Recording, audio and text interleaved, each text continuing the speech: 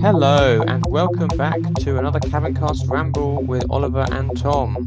Hello. You guys know the drill. If Thomas is Star Wars, we're going to talk about it anyway. And Yes. that's the case because Tom has been very busy, traveling Yes, far and I have. wide for his job. So he's missed our last two Bad Batch reactions. Yep. And I mean, last episode it was fun, but there wasn't a whole lot to go over. But with this one, we felt definitely like we Yes. needed to talk about it, and Yeah, may we as need well to. We need to both of talk them. about it. So we will start So, with yeah, Rampage. We'll start with Rampage. And I think that I mentioned quickly before I'll let you get your thoughts out. I don't know if it's something you've picked up on, but every episode has kind of had like a double meaning in the title,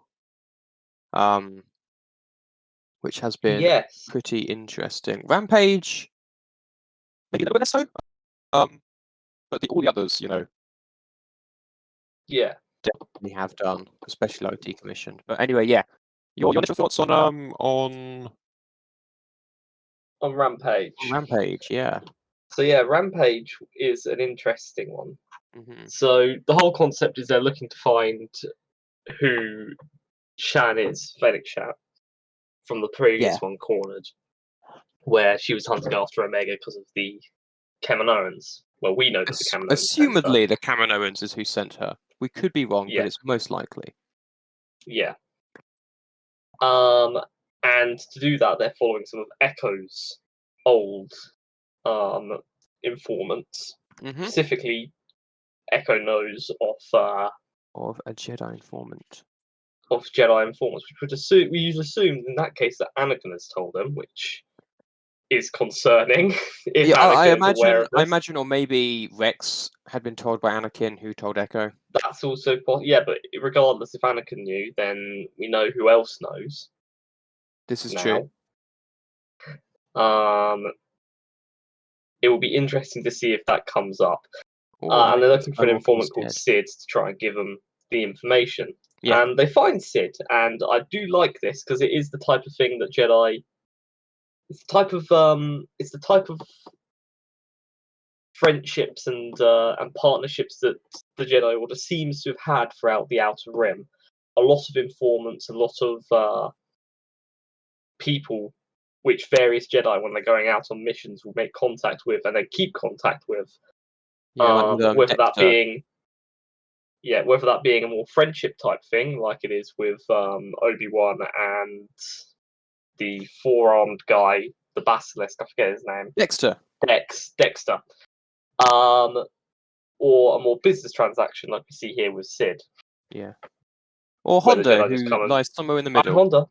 Yeah, somewhere in the middle. At least in Clone Wars, he's somewhere in the middle. Yeah.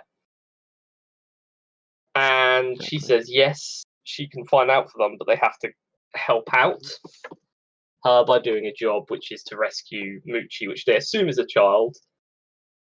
They obviously they didn't ask because they're not new to this. Yeah, I mean it is interesting how it's Omega who's like you're Sid. That's obvious enough to her, but not the clones. Yeah.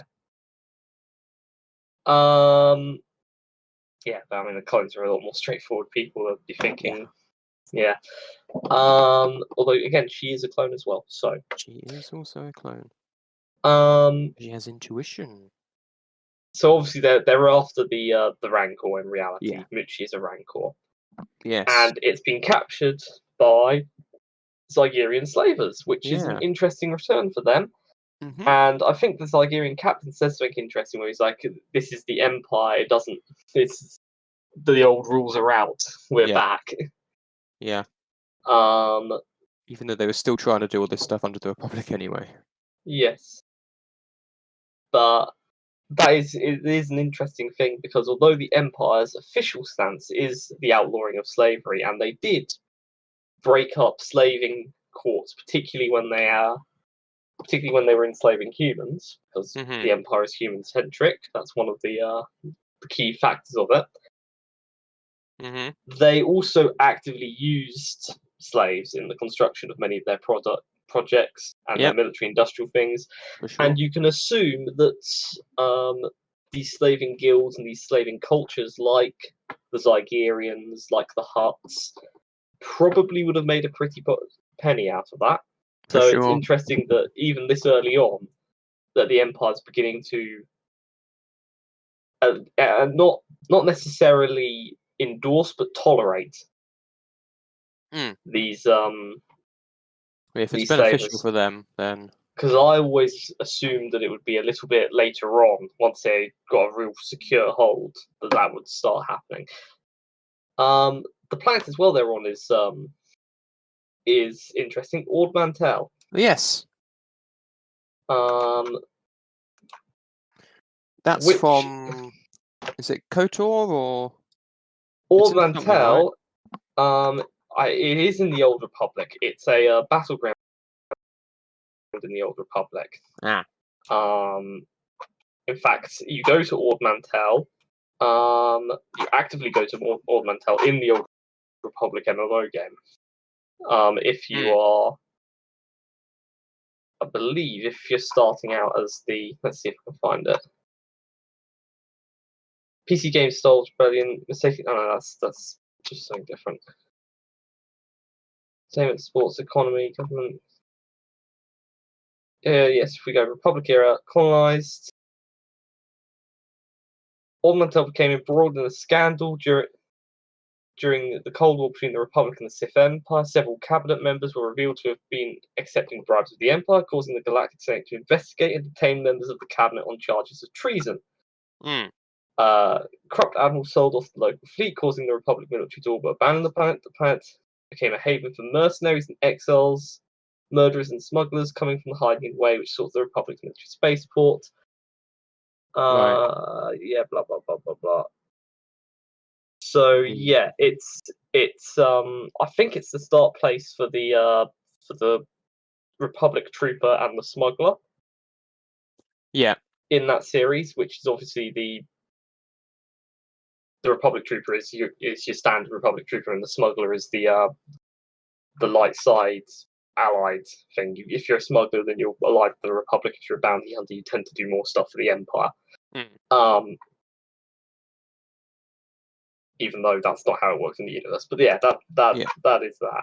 And it's interesting actually as well. They use the same picture in Legends and Canons. Yeah.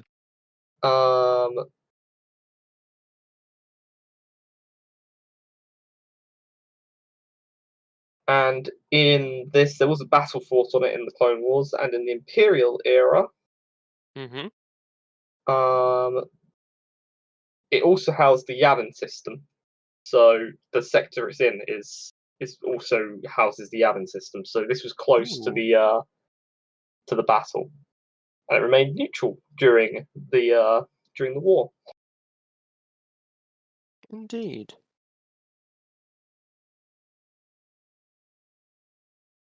So what Orbital's near to Yavin and places? Yeah, it's close proximity. At least in not in Legends, but in canon. Canon. When is the Rebel base on Yavin 4 founded? When we see it in Rebels, it's very new. Yes, because yes, that makes sense because their base is on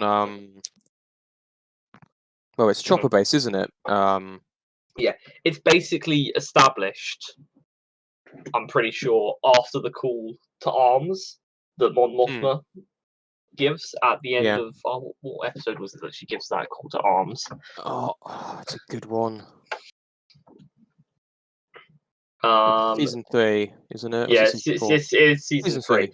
So Mon Mothma gives the call to arms, and then that base on Yavin is established. And season 3, what takes place only a short time before. It's not only long. it's only a few years, isn't it? Yeah. Because Ezra's what, 12, 13, 14. He's what, 1 year younger than Luke and Leia. So it would have been around. He's the same age as Luke and Leia. He's like Oh, a it's the day. same age. He's So it would either be a day older or a day younger. Yeah, so it would have been established for 4 years by the time the Empire finds it and goes to attack it with the Death Star. So Secret cargo. That's it.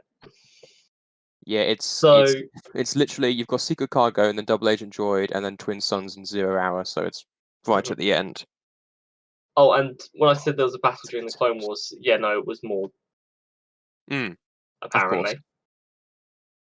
And then the Confederacy attacked after Maul took the planet or something like that. Amid the Civil War, prior to the Battle for Rebel, Governor and former smuggler Han Solo had a run-in with bounty hunter Orlord Mantel's service. Interesting. So yeah. Yeah.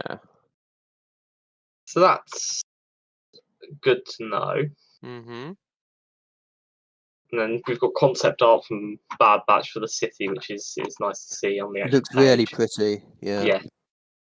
So that's a nice and interesting planet to actually bring back fully into canon. Obviously, it was in the books, but this is the first time we see it on screen. It was one of the places where we were like, sure, there's some background to this place that Tom will know, but he's not here. Yeah. It's, like I say, it's most famous, I'm pretty sure, for being the start location in Empire, in the Old Republic. I think there might also be Knights of the Old Republic stuff that happens there, but I don't think it's the first game. Because the first game you do Taris, Korriban, Kashyyyk, Dantooine, and a few other places. Tatooine, that's the other one you do in Knights of the Old Republic, the first one. Yeah.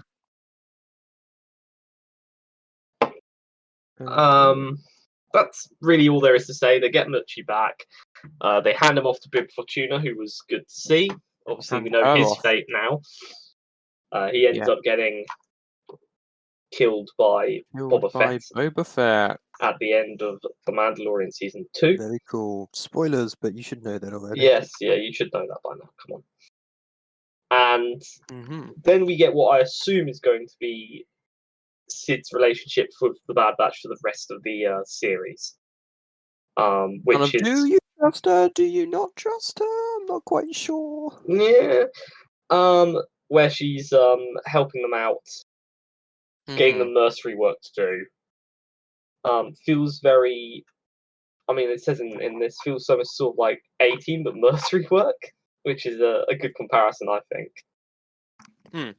And she also reveals who the hunter is, Fennec Shan.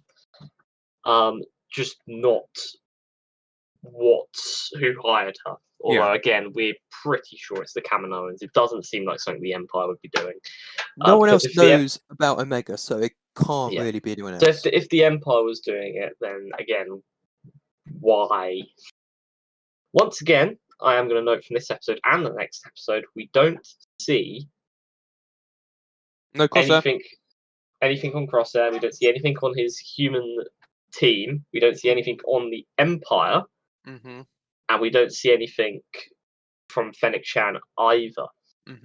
So the next episode, I suspect, is probably going to have some actual fights. We're going to go back to either back to showing what's going on with them, or we're going to actually have some fights or something like that.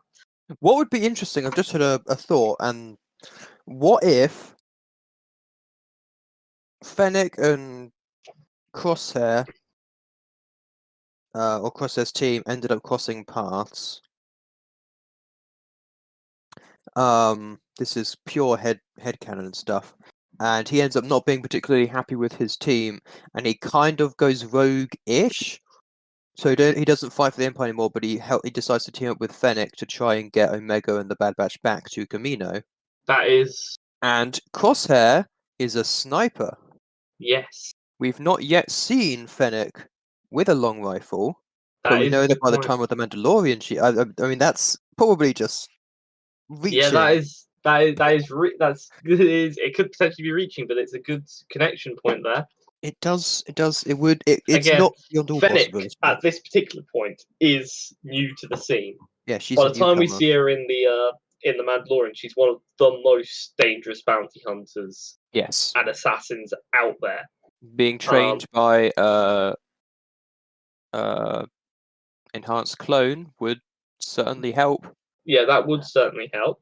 I mean, essentially being trained by a clone of the most feared bounty hunter Yeah. would be a good way to make you the most feared bounty hunter.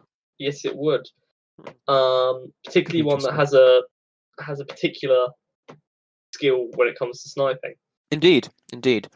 But before we talk too much about them, so Muchi, is it or is it not for you the Rancor from episode 6? It's not, because it's a female, and the Rancor for episode 6 is a male. And they have different names and stuff. Yeah, I agree. Yes. I think it's just, Jabba had multiple Rancors. It's cool I mean, to see in theory, just one of these. yeah, in theory, they could have retconned that because I think it's only in a deleted scene. But Yeah, it's in a book or deleted scene or something, but it's definitely here. until I could probably find it on the Old Mantel list quickly. If I go to the Bad Batch, Until they come out and directly say it, it's yeah. not. Then And, like, I'm it's- going to treat it as two separate Rancors. Although it would be interesting if it was. And something Jacob pointed out is, because we don't know how long Rancors live for and such, that maybe Muchi was Patisa's mother, maybe. It's possible. Yes, that is a good point. But yeah, because it's. I mean, I Because couldn't if it tell was you. actually the same Rancor, that would be probably a bit too. Because I made a joke in the episode of like, who have we given an origin story yet? I know. How about the Rancor from episode 6? It's like it's not quite that, but and and I feel like Dave wouldn't be like, let's put an exact Rancor, but it gives them a job. It connects things a bit more. It's just an interesting. It's an interesting thing to do. Because like the thing with like the rewrite of Kanan's story, which is a retcon, makes sense because they needed a Jedi. Yeah. You may as well use Kanan Jarrus because they've got the model for him and Death of Balaba from that one scene that we saw them in the end of Clone Wars, and it's good to see him because he's in Rebels and he's a main character. So yeah, it's a shame it's not identical, but you need the Bad Batch there as well. So yeah, in the on Wikipedia they're treating them as separate Rancors, so that's what I'm going to do for now. Yeah, and that's what I figured as well because they're female and different stuff. So yeah. Now, out of those the episodes we had so far, I think this probably was not necessarily. It was moving the plot forward, but it again, like Cornered, it was sort of went off on its own to do so. Yeah. So like you say, Cornered and Rampage were kind of the Sanctuary episode, like from which again was still very important. We met Rebel shock trooper person Cara Dune, who at the time became an important character, and we got some more development for Mando. Here, it's a side quest which is related to the main quest. For sure. We get Omega learning about slavery, and getting her bow, which is a really cool design. Yes, I really like that, and helping people. And also we meet Sid, who's going to be important, and we learn about Fennec Shand, or at least we already knew, but they learn about Fennec Shand. Yeah, and in comparison, the 6th episode, Decommissioned, has all the stuff going on. Honestly, I loved the first episode, and I've enjoyed everything. But this one for like a short episode is probably my favorite. Yeah, well, that's the thing as well. Aftermath is a movie. Decommissioned is an episode. Yes. And out of the episodes, Decommissioned is easily my favorite at the moment. Oh, it's so good. Such a good one. We get the return of the Cortez sisters, the Martez sisters, not the Cortez sisters. Yeah, the Martez sisters. Why did I say the Cortez? I'm not sure because I heard and I was like, "Yep, that sounds right." Yeah, Martez sisters. Trace and Rafa from the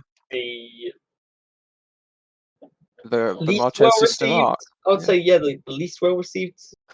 Oh, for sure. Of the Clone Wars, season 7. I mean, I didn't think it was that bad, but people will be people.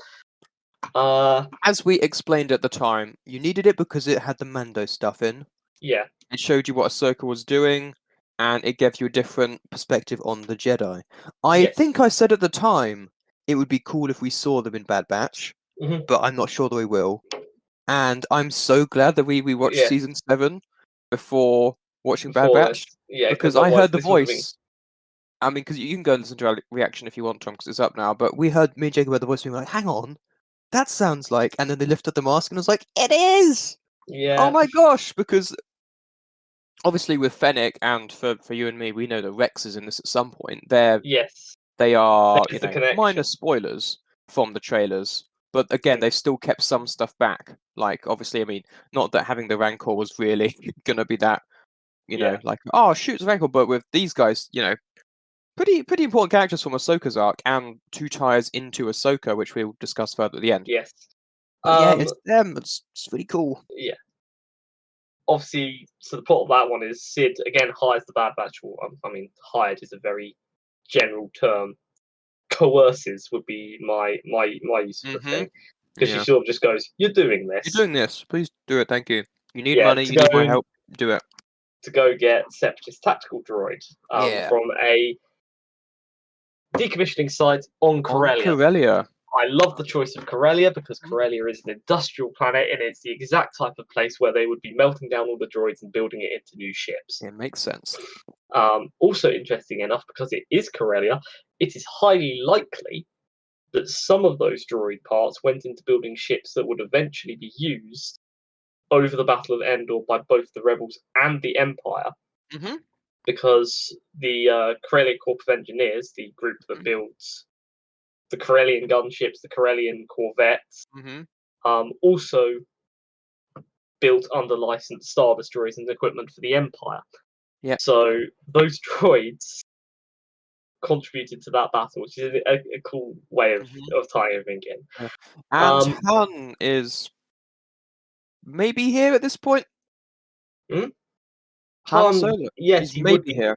He would be here at Corellia, although he would be young. Very young. He would be young. He would probably still be with his dad, I think. He would be He wouldn't be with the well, I mean, Han is in canon, I think, like 3 or 4 years older than Luke and Leia.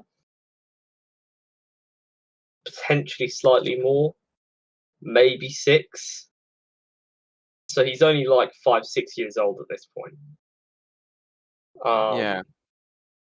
Obviously not going to be anywhere near this. I do wonder, actually, in canon. This is just something that I just think, just thought about. Give me a sec. Does it mention, because he says that his let's have a look. He's 13 in episode 3. Early life. Han was born on planet Corellia during the waning years of the Galactic Republic, around 32 BBY. 32 BBY, before Battle of Yavin. Really? So he's quite a bit older. He's quite a bit older then. Yeah. And that's okay, because the Clone Wars ends. Well, Luke and Leia are born 19 BBY. So that would be. Yeah, so he's 13. That's the end of the Clone Wars. So he's 13. Ends. So he's 13.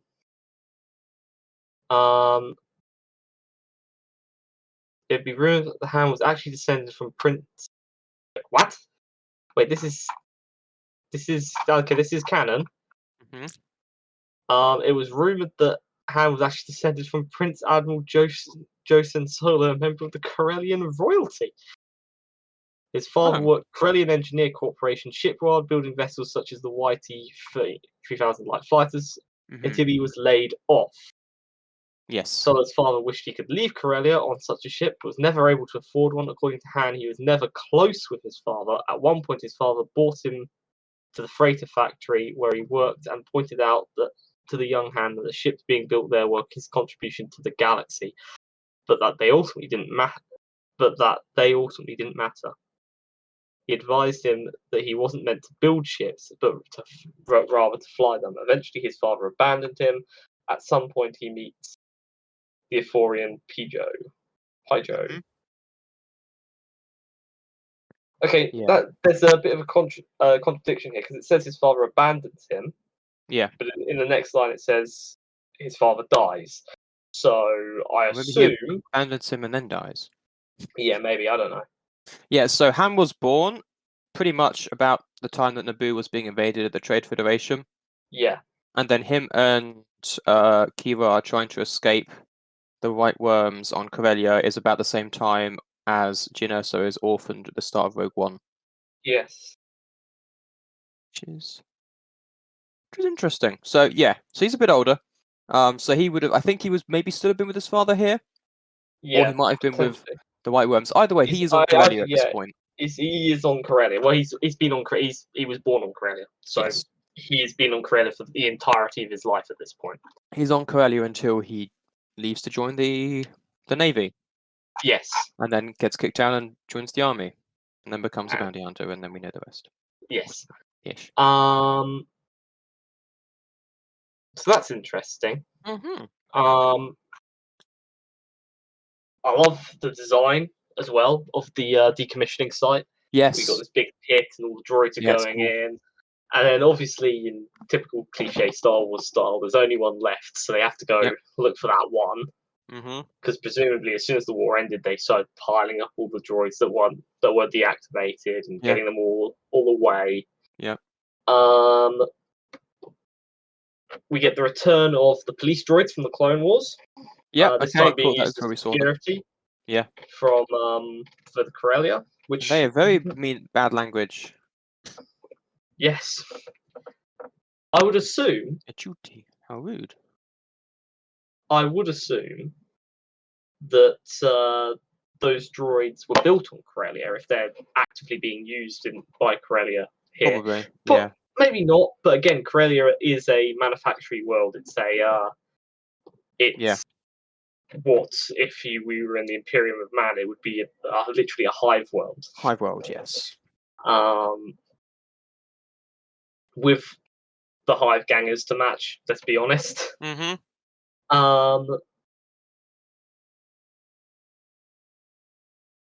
So yeah, that's cool. And of course, they get in there. They go to get it. Then the Martez sisters show up, and they get a hold of it. And in the process of that, they end up tripping the alarm. They get the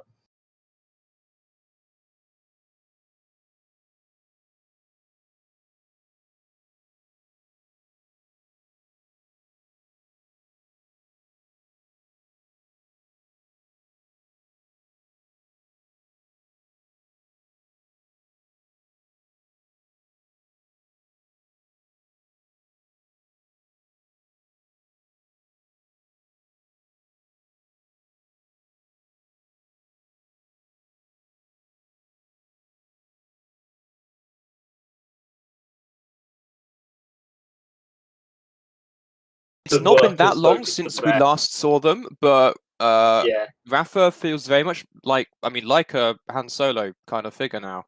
Yeah. Like a smuggler. It's really cool. I really quite liked her in this. Yes.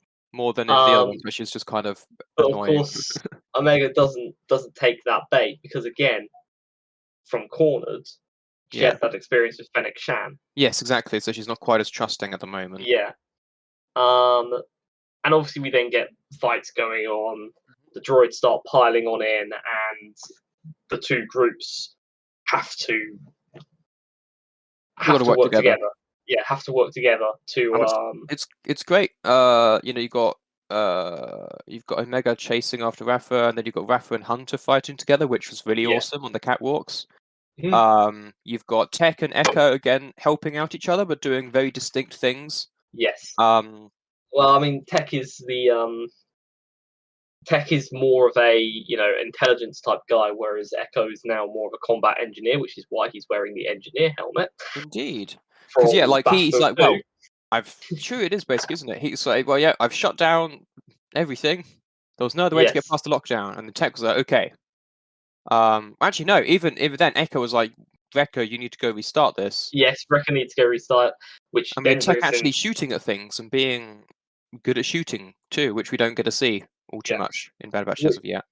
Yeah, which gives us a very interesting segue into what happens with Wrecker.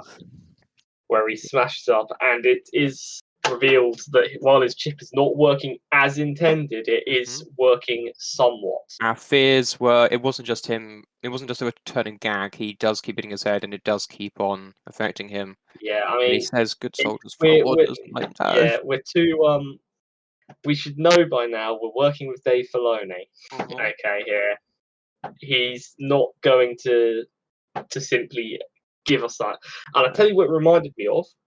It reminded me of some of the things that Battlestar Galactica does with its foreshadowing, where certain cues come up again and again and again. Sure. Like there was a certain piece of music at the very end, I think, of season 1. Right. Okay. That is going to come up again and again and again until one episode in season 3, the last episode in season 3, in literally the last seconds where they give you the actual lyrics to the song. Oh, that sounds so good. I mean, it's Bear McCreary, so I'm not surprised because it's like God of War. Yeah, and it suddenly goes, oh, hang on, what is this? Yeah, I mean, it's like, in Avatar that we've just finished. We talked about this at the time, how the Sun Warrior music is the music Yes. you hear throughout whenever there's an Agni Kai up until the start, and then you see the actual source of fire and how it's so different, and it's using themes that is very clever. But that sounds cool. But again, we're not back on Battlestar Galactica. It's not on Battlestar Galactica yet. We will be hearing. We're nearly there. We're nearly there. It's very, very subtle, and it's very well hidden in various other tunes. This is a bit more on the head. Yes, it is a bit more on the head, but it is very. It is something that I expected from Dave Filoni. Yes, exactly. It's great to see him doing it because it is that type of callback where you can really pinpoint exactly where the issues are beginning to start.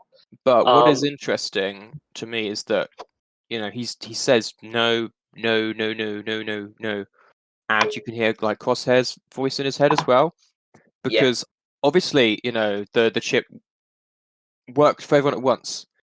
Even for like Rex, who tried to resist it, it was a sudden thing.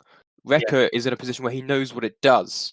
Yes. And obviously it's still functioning perfectly, but I think the fact that if you have the full knowledge of this is what the chip is going to do to me, it'll make it easier to resist as well. It's potentially, yeah. And I think the biggest thing that pulls him out of it is hearing Omega. Yes.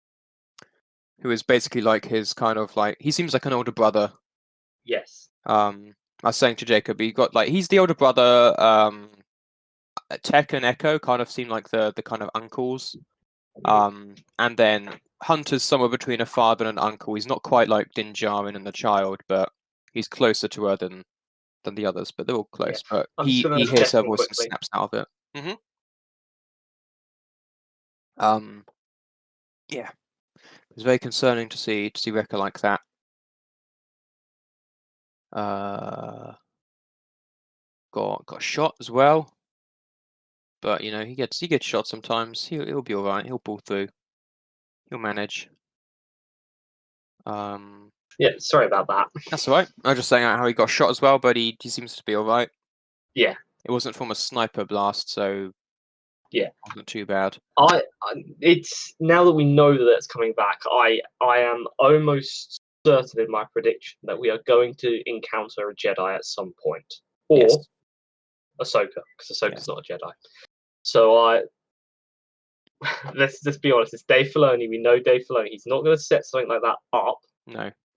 And he didn't tell anyone, either because he doesn't remember that it happened, or he just forgot to tell them. But yeah.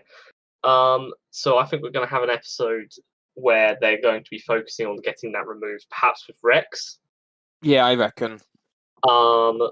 I reckon we might have like a mini arc with Rex, maybe towards the middle of the season, possibly at the end, where they remove their chips, and then maybe we get to Gregor and Wolf as well.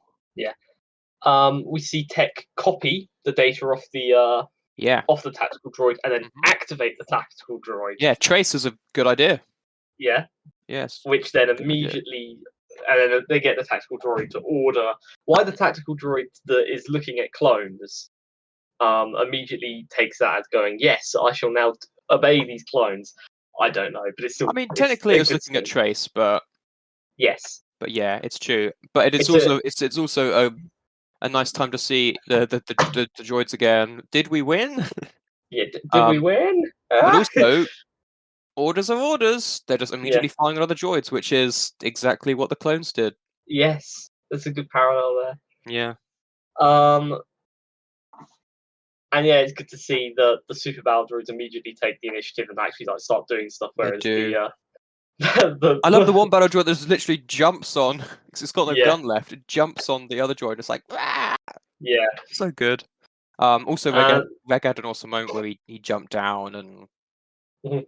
and killed a bunch of droids. And Trace also saved Omega's life. That can't be Yes. understated. With some great moments with them. They Omega sounded genuinely scared as well, which was heartbreaking. Yeah, and they get out. They get out. The tactical droid gets hit and destroyed, I think. Or at least shot out of their range. Yeah, but the droids themselves don't deactivate, which means that Corellia is probably going to have a little bit of fun. Yeah, they've basically just turned Corellia into a battleground, and I do hope that gets a mention later on. In fact, that might be what killed. That might be what caused Han's dad to abandon him. Maybe. And if he abandoned him in a safe place and then went to go fight and got killed by the droids, that would be an interesting connection. That's speculation, though, entirely. Indeed. They end up getting. Oh. Yes, R7's still alive. Comes to pick up the Silver Angel. Yeah. I mean, we saw that his wreckage was retrieved from the Venator. Yes. And it's not possible to fix a droid. R2's been shot multiple times. R2's been blown up and been fixed. So yeah. So they fixed R7. Who comes and picks up with the Silver Angel, which is cool. Yep. And then we get the reason why the Martez sisters were after it, which is the droid has data that can fight the Empire, which is sort of also Wild the Bad Batch have it, but that's more to sell. I mean, this is great because it's like, when we first saw them, like, Rafa was super self-serving and stuff, and it was fair enough. But now they are, assumedly it's Ahsoka, but it could be Bail Organa, it could be someone else. But they're fighting, they're early rebels, basically. Yeah. Well, I mean, Ahsoka is in, I would assume, would probably have been getting into close contact with Bail Organa. She knows Padme's group. She knows who's going to be very anti-Empire. Yeah. And she knows who probably has the best resources. In fact, it wouldn't surprise me if he contacted Bail to try and contact Padme before realizing that she was dead as well. But it's really cool to see them. They're doing this, and also that Rafa says to the clones, "You took this job without knowing who it was for." Yeah. After the last time we see her, and she's just like, "What? You took this job with Spice? We're taking it to a place." And Ahsoka's like, "You don't know what it's for. You don't know what you're doing." And now she's kind of like, "What are you doing, guys?" And they have as everyone is, understandably having a jab at clones for not having betrayed, and they're like, "We're different." And she's like, Yeah, and then we get obviously that good scene where the copied data is handed over to the Martez. Yeah, I'm pretty sure they probably made multiple copies of that. Possibly. I don't see why Tech wouldn't be able to copy it to another data stick. I would assume that I would assume that he's copied that. So he gives the information to them, so they get it, and then they all head off. Which is a great. I love how the ship pulls away and Rafa's still on the platform and says goodbye. And then did you notice that R7 was suddenly different colors? Yes, that was a bit weird. Because me and Jacob both noticed. Yeah, R7 suddenly went from being in Ahsoka's colors, R7, like their colors that they were to suddenly being to suddenly being pitch black. Which, I mean, I like the color scheme, and it kind of reminded me of what they do with like Chopper, but I was like, that's too quick that can't be right. So either they've, I don't know whether, because it is literally just all matte black, isn't it? That color. It's matte black with like orange. Yeah, I don't know whether they've just put R7 in and then accidentally forgot to change it or something like that. I mean, But the yeah, thing is, they've it's had issues like that before. Like there was something in The Mandalorian, right, where someone forgot to move something, and Mhm. they cut it out quickly. So I figured they would have updated it by now. I don't know if it's easier or harder to do in animation, obviously, but it Yeah. still looks like R7's different. I've just gone back to check. And yeah, I mean, it's not impossible that they've got two astromechs that are both R7 units, and only Yeah. one of them is Ahsoka Shaw, but it's in like the same place as well. So Yeah, no, that's just an actual standard mistake. Which again, when you're creating a series with that much detail and fidelity in the animation, yeah, it's understandable. again, it's fine. It doesn't really matter, and I'm sure it's something that will And either be unlike a lot of other stuff, mentioned for different mode. But yeah. this hasn't aired necessarily on TV. It's aired on Disney Plus. They can change it when they want. Yeah, exactly. And I'm sure that if it is a mistake, it will get updated at some point. Yes. Or we'll see the Martezes again, and they will have 2 R7s. Yes. But because Always it would make sense. Sorry, it would make sense if it was Ahsoka's droid. That's why R7 would be able to contact her. yeah. Because at the end we see a figure who they speak because they've got the droid data, and they said, and we had help and from there's clones. And there's the question: who are they talking to there? Are they talking to Ahsoka? Are they talking to Ahsoka and Wretch? Are they talking just to Rex, or are they talking to Bail Organa? So me and Jacob's first conclusion was, well, it's R7. It's the Martez sister. She's like the only connection really they've got. It's got to be Ahsoka. But they do say he or him at some point, Yeah. which could just be a diversion thing. Yes. She could already be going by Fulcrum potentially and being known as a he, maybe. Yes. Or it is Bail Organa. The cloak kind of thing definitely looks Is kind Bail of Bail Organa Organa-ish. thing? Yes. Because I thought it was like Ahsoka's hooded thing, but actually think about it now, it looks more like Bail's thing. It could also be Master Mud Chief and Jumper Poncho. cloaks. I mean, not that. Yeah, it could also be the clone cloaks that sometimes are worn. Yes, I was going to say, but it could be Rex in a cloak. Yes. I think Bail kind of makes sense, maybe working with Rex and Ahsoka and yeah. Well, this is the thing. We don't know what's going on with Rex Ahsoka and where they are, who they're in contact with. I would assume they're in contact with Bail Organa at this point. I reckon the next episode we're going to get is going to be more than likely something to do with Rex or something to do with Ahsoka. See, I don't think so. Based on how in The Mandalorian we had the name drop of Ahsoka, and then it was 2 episodes down the line that we got Ahsoka. And we've got 18 episodes at least, I think, of Bad Batch, and what, episode 6? Yeah. It's not going to be that soon. I think next episode might be another heist thing, or it might be another heist in which either Fennec or Crosshair or both get involved, or it might just be a straight-up Crosshair episode. We'll have to see. I don't think we're going to get Rex for a little bit yet, but I could be wrong. That ends my speculations on both episodes, really. I've heard a few people saying, could it be Maul doing stuff with Syndicate? But I don't know why he would want clones, really. Yeah. Or why he would be in contact with the Martez sisters. Exactly. And then also Saw, but I can't see Triss and Rafa being partisans. And also, Saw would already know. Yes, and he already met them like a couple of weeks ago. So yeah, I would suspect that this is Bail Organa, Rex, or Rex and Ahsoka. Yeah, or all the 3 of them just linked in some way, and it's just one of them speaking on behalf of them all. Yeah. Or 4 of them, all these possibilities. Yeah, or we're completely wrong. Yeah, they're both good episodes. I mean, all these episodes have been good, and the only mistake we've been able to point out is literally that droid's changing colour. Yeah. If that even is a mistake, it might be this episode. I think we'll leave it there before we start rambling all over the place. Indeed. So, and that one there. Hopefully we'll have a full house next week for Bad Batch. Looking forward to see where it goes. Thank you for listening, and we will see you next time. Goodbye. Bye. Thank you for listening to this episode of Cabincast. For more episodes, go to www.cabincast.podbean.com or use the Podbean app. You can now also find us on iTunes and Pocket Casts under Cabincast and on YouTube. The uploads here are behind.